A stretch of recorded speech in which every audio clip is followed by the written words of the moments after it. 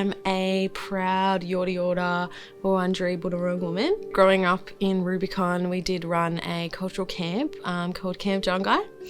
So this was with my dad, his parents, and his sisters as well. From a very early age, I was bushwalking, and I would actually run the bushwalks. At this point, I was on dad's shoulders. We were throwing boomerangs. We were teaching kids how to canoe, and so many different aspects, learning about my culture and just really being immersed in it.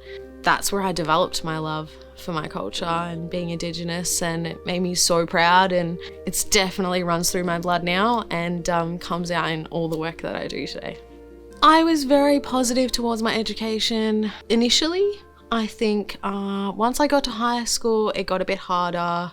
Children can become a bit meaner, and I faced a bit of racism. I was doing a extra tutoring course, so that was for all the Indigenous students at high school, which there wasn't many of us, to be fair, and I think being picked out of class to go do that tutoring session, it was obviously very apparent that I was different from the other kids. A lot of students made comments about it, and I think for what was supposed to be a really positive element of my schooling became something quite hard. So I think that was also a contributing factor as to why I kind of left my high school years early. In 2009 and 2010, I did a Cert 3 and 4 in business administration. It was amazing. I had one teacher throughout my entire courses. I had for both my courses. Her name was Trudy, and she was engaging, fun, so supportive. She made us want to come to class. Definitely studying with BHI and having that amazing experience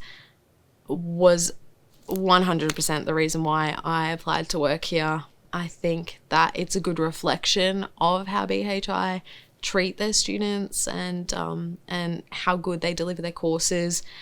And I thought if that's how they deliver their courses and how they treat their students, then I would love to work here. We try to offer support to all Indigenous students from the moment they enroll. So financial support, study support, as well as make referrals to the jobs and skills team, so we can also get them pathways to employment once they have completed their course as well. I've kind of learned what I would have loved to have back then. So to have someone to go to who understood what it was like to be Indigenous, understood what it was like to face racism, and to just have that person always in the background of, okay, I'm having a bad day, or I've had a bad experience and I'm not doing well with my study, who can I turn to? So to then implement that at BHI, to go, okay, I'm here, come to me when you have these problems and we can work through it together. I have been sharing a lot of my knowledge with BHI, not just the students, but the staff as well. The growth that I've seen from my education to now at BHI, I think the fact that they're definitely implementing an entire Indigenous team to support students, that's huge growth. I mean, not every organisation has this, not every organisation is willing to put that much support and in place just for Indigenous students as well. So I think that alone shows that we're on the right track, and that's huge growth. The more we instill in our community that you can be proud to be Indigenous, this is a safe space, and racism is definitely not tolerated here.